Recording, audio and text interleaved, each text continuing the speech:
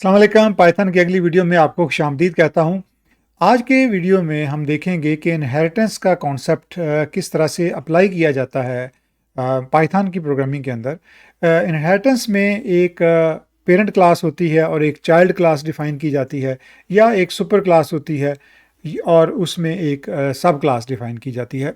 ये थोड़ा सा इनर क्लास से डिफरेंट है। जो मैंने पिछले लेक्चर में आपको इनर क्लास के बारे में बताया, ये कॉन्सेप्ट थोड़ा सा डिफरेंट है। इसके अंदर जो पेरेंट क्लास की जो एट्रीब्यूट्स हैं या जो मेंबर्स हैं, जिसमें एट्रीब्यूट और मेथड दोनों होते हैं, वो किस तरह से इनहेरिट किए जाते हैं चाइल्ड क्लास के अंदर। यानी चाइल्ड क्लास जो है वो पेरेंट क्लास के एट्रीब्यूट्स को इनहेरिट कर लेती है और उसके अपने जो एट्रीब्यूट्स हैं या मेंबर जो उसके मेथड्स हैं वो तो उसके पास होते ही हैं, लेकिन वो पेरेंट के भी साथ इनहेरिट करती है और उनको यूटिलाइज कर सकती है। यानी कि जब वो ऑब्जेक्ट क्रिएट करते हैं तो उस वक्त जो चाइल्ड क्लास है वो पेरेंट क्लास के जो मेंबर्स हैं उनको एक्सेस कर सकती है।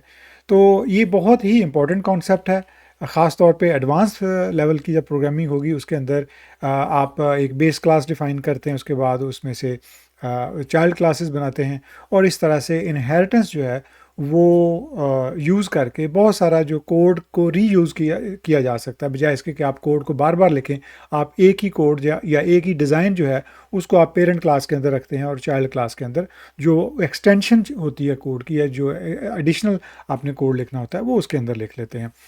तो कोशिश कीजिएगा, इसको ज़रूर प्रैक्टिस कीजिएगा। चलते हैं आज के लेक्चर की तरफ। इनहेरिटेंस को समझने के लिए हम एक क्लास डिफ़ाइन करते हैं, क्लास ए मिसाल के तौर पे, और इसके अंदर हम एक मेथड रखते हैं, लेट्स से मेथड 1, और इसके अंदर हम एक डिस्प्ले करवाते हैं message method 1 code for example, और एक मेथड हम और यहाँ पे डिफ़ाइन कर लेते हैं इसी के अंदर, और उसका नाम हम रख देते हैं मेथड 2, और यहाँ हम लिख देते हैं मेथड 2 कोड। तो ये दोनों मेथड जो हैं हमने क्लास ए के अंदर डिफाइन कर दिए। अगर आप यहाँ पे इनिट मेथड को मिस कर रहे हैं तो मैं आपको बता दूं कि इनिट जो है वो कंस्ट्रक्टर होता है, वो ऑप्शनल है। अगर आपने फॉर एग्जांपल किसी क्लास के कंस्ट्रक्टर में कोई आर्गुमेंट्स नहीं पास करनी तो आप उसको स्किप भी कर सकते हैं, क्योंकि इनिट जो है वो बाई डिफ़ॉल्ट कंस्ट्रक्टर जो है बाई डिफ़ॉल्ट कॉल होता है जब भी आप ऑब्जेक्ट क्रिएट करते हैं। मिसाल के तौर पर जब आप यहाँ पे एक ऑब्जेक्ट क्रिएट करते हैं, suppose A for example object create कर लेते हैं इज इक्वल टू ए, और अब आप ए डॉट इसके ऊपर आप मेथड 1 कॉल करते हैं और इसके ऊपर आप मेथड 2 भी कॉल करते हैं। अब अगर आप इसको रन करेंगे तो दोनों मेथड जो हैं, आपके दोनों मेथड्स का जो कोड है वो यहाँ पे रन हो जाएगा। अच्छा, अब ये हमारा पहले वाला कोड रन कर रहा है, मैं इसके अंदर रन इनहेरिटेंस करता हूं तो वो इनहेरिटेंस का कोड रन करेगा। ये चीज़ यहाँ पे अगर आपने कोई पहले फाइल जो है वो आपने ओपन किया और रन किया, तो अगर आप इसको रन करेंगे तो उसका जो कॉन्टेक्स्ट है यहाँ पे अगर आप देखेंगे तो उसने कॉन्टेक्स्ट पहले OOP यानी जो पहले वाली मेरी फाइल थी ऑब्जेक्ट ओरिएंटेड की उसको लिया हुआ था। इसको आप चेंज कर सकते हैं। मैं इनहेरिटेंस पे जाऊँगा, अब मैं अगर रन करता हूँ तो वो सिर्फ इनहेरिटेंस का जो कोड है उसको रन करेगा।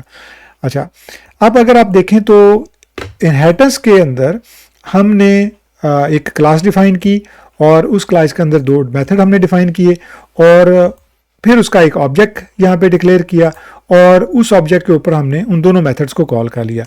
अब हम एक और काम करते हैं, हम एक और क्लास जो है वो यहाँ पे मैं कॉपी पेस्ट करता हूँ। बिल्कुल इसी तरह से हम एक और क्लास डिफाइन करते हैं और उस क्लास का नाम हम रखते हैं बी, और उसके अंदर भी हम मेथड जो है वो मेथड 3 और मेथड 4 ये जो मेथड्स हैं ये हम यहाँ पे रख देते हैं कि मेथड 3 का कोड है, ये मेथड 4 का कोड है। अब अगर हम यहाँ पे b को फॉर एग्जांपल डिक्लेयर करते हैं, मैं यहाँ पे b is equal to b class का ऑब्जेक्ट क्रिएट करता हूँ और उसके ऊपर मैं b डॉट जो मेथड 3 है उसको कॉल करता हूँ और b डॉट मेथड जो 4 है उसको कॉल करता हूँ। अब मैं अगर इसको रन करता हूँ तो ये a के मेथड भी कॉल कर रहा है और b के मेथड भी कॉल कर रहा है, यानी उसको डिस्प्ले कर रहा है। अच्छा, अब अगर मैं ये चाहूँ कि B के अंदर मुझे A का जो कोड है वो भी मुझे शामिल करना है, यानी अब यहाँ पे अगर आप गौर करें तो अब ये आने लगा है इनहेरिटेंस का कॉन्सेप्ट, चाइल्ड क्लास और पेरेंट क्लास का कॉन्सेप्ट। अगर मैं ये चाहूँ कि मुझे जो क्लास B है इसके अंदर मुझे क्लास A का कोड भी एक्सेसिबल हो, यानी क्लास ए के जो मेथड्स हैं वो भी एक्सेसिबल हो। तो उसका तरीका क्या है कि मैं अगर यहाँ पे छोटी ब्रैकेट के अंदर ए लिख देता हूं तो अब जो ए क्लास है वो बी की पेरेंट क्लास बन जाएगी, बी जो है वो चाइल्ड क्लास कहलाएगी। अब अगर मैं बी डॉट करता हूं मिसाल के तौर पे, यहाँ पे बी डॉट करता हूं तो आप देखें कि मुझे चारों मेथड जो हैं वो अवेलेबल हैं, यानी मेथड 1 और मेथड 2 जो हैं वो ए क्लास के हैं और मेथड 3 जो मेथड 4 हैं वो बी क्लास के हैं। तो इसका मतलब ये है कि जैसे ही मैंने बी क्लास के साथ छोटी ब्रैकेट के साथ ए लगा दिया तो मुझे ए जो है वो एज अ पेरेंट क्लास मिल गई, अब बी जो है इसकी चाइल्ड क्लास बन गई। ठीक है, ये कॉन्सेप्ट है बेसिकली पेरेंट और चाइल्ड क्लास का। मैं यहाँ पे इसको लिख भी देता हूँ यहाँ पे ताकि आपके लिए थोड़ी सी आसानी हो। ये पेरेंट क्लास है, इसको सुपर क्लास भी कहते हैं, और ये जो है इसको चाइल्ड क्लास भी कहते हैं और इसको सब क्लास भी कहते हैं। तो ये बेसिकली कॉन्सेप्ट है और इसका फ़ायदा ये है कि बाज़ औक़ात आपको कोड रीयूज़ करना होता है, यानी आपने एक क्लास जो है वो डिफ़ाइन कर ली और उस क्लास को आपने मल्टीपल जगहों पे आपने यूज़ करना होता है एज अ पेरेंट क्लास। ये बिल्कुल इसी तरह है कि जो एक फादर है उसके कई चाइल्ड हो सकते हैं। तो अब इसका फ़ायदा ये है कि अगर आप लेट्स से मैं यहाँ पे एक और क्लास डिफ़ाइन करता हूँ और मैं इसका नाम रख देता हूँ सी फॉर एग्जाम्पल। अब जो सी क्लास है उसके अंदर मैं मेथड 5 और मेथड 6 रख देता हूँ। ठीक है, और यहाँ मैं इसका भी कोड चेंज कर देता हूँ, 6 कर देता हूँ। अब जब मैं फिर दोबारा बी डॉट करता हूँ तो आप देखेंगे कि सी डॉट, अब मुझे सी का ऑब्जेक्ट क्रिएट करना पड़ेगा। तो सी इज इक्वल टू सी का ऑब्जेक्ट क्रिएट करूँगा और जब मैं सी डॉट करूँगा तो आप देखेंगे कि मुझे सी के अंदर 1 और 2 दोनों मिल जाएंगे, यानी कि जो ए का, क्योंकि मैंने एक क्लास जो है उसको एज अ पेरेंट लिया है तो मुझे सी के मेथड, यहाँ पे सी के अंदर मुझे ए के मेथड्स भी अवेलेबल हैं। तो अब चूंकि मैंने यहाँ पे सी को इनहेरिट किया है ए से, तो मुझे यहाँ पे सी ऑब्जेक्ट के अंदर डॉट जब मैं करूँगा तो मुझे सिर्फ ए के मेथड नज़र आएंगे। ठीक है, और अब अगर मैंने इसके अंदर ए और बी दोनों के मेथड लेने हैं तो फिर मुझे क्या करना पड़ेगा, ये आपके लिए एक ट्रिक है। ठीक है, ये असाइनमेंट है कि अगर आपने दोनों के मेथड अगर आपने फॉर एग्जांपल सी के अंदर लेने हो तो उसका क्या तरीका है, ये आप लोगों के लिए असाइनमेंट है, ये आपने करनी है। और मुझे तो पता है कि क्या करना है, लेकिन ये आपने करना है कि मुझे सी के अंदर ये चारों मेथड 1, मेथड 2, मेथड 3, मेथड 4 ये चारों चाहिए और 5, 6 तो उसके ऑलरेडी हैं ही। जब मैं यहाँ सी डॉट करूं तो मुझे ये 1, 2, 3, 4, 5, 6 आना चाहिए। तो 3, 4 जो मेथड्स हैं, जो बी के मेथड्स हैं, वो भी इसके अंदर आने चाहिए। ये आपकी असाइनमेंट है और ये आपने करनी है। इसका तरीका यह है कि आप यहाँ पे इस वीडियो को रोक दें और ख़ुद इसको हल करने की कोशिश करें कि आप किस तरह से सी के अंदर ए और बी दोनों के मेथड ला सकते हैं। जब अगर आपने ये असाइनमेंट कर ली है या कोशिश कर ली है तो मैं आपको बता देता हूँ आपने करना क्या है। अगर आप यहाँ पे बी को एज पेरेंट क्लास लेंगे सी के अंदर, तो बी चूंकि ऑलरेडी चाइल्ड क्लास है ए की, तो बी के अंदर तो ऑलरेडी ए के मेथड्स हैं।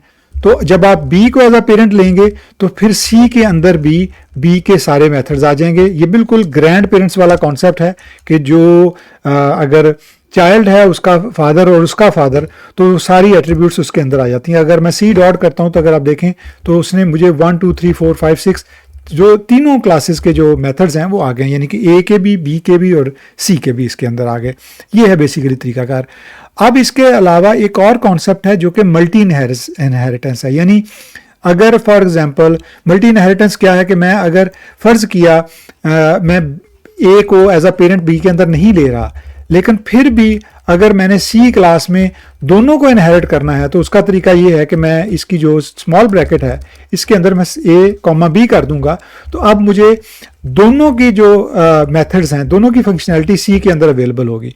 और उसको अगर आपने चेक करना है तो आप देख सकते हैं कि आप अगर इसको सी डॉट करेंगे तो तब भी आपको सारे मेथड्स अवेलेबल होंगे, यानी कि ए के भी, बी के भी और सी के भी।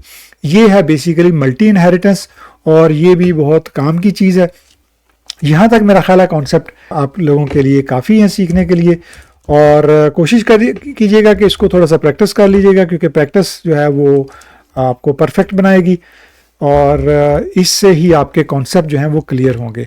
एनी हाउ ये यहाँ तक जो भी आपने सीखा है ये बहुत ही इंपॉर्टेंट है ऑब्जेक्ट ओरिएंटेड के कॉन्सेप्ट के हिसाब से, और इनहेरिटेंस बहुत ही ज़्यादा यूज़ होने वाला कॉन्सेप्ट है। कोशिश कीजिएगा कि इस लेक्चर को थोड़ा सा प्रैक्टिस कर लीजिएगा, बेहतर तरीके से प्रैक्टिस कर लीजिएगा। मैं अगर इसकी समझ नहीं आई तो मैं एक और चीज़ यहाँ पे कर सकता हूँ कि आप अगर मेथड 1 की बजाय अगर आपने प्रैक्टिस करना है तो आप इसको जो, क्योंकि ए क्लास है तो मेथड A1 कर दें, तो आपको पता होगा कि ये आपकी बेसिकली क्लास जो है ये ए क्लास है। इसी तरह आप इसके अंदर इसकी वर्डिंग भी चेंज कर सकते हैं।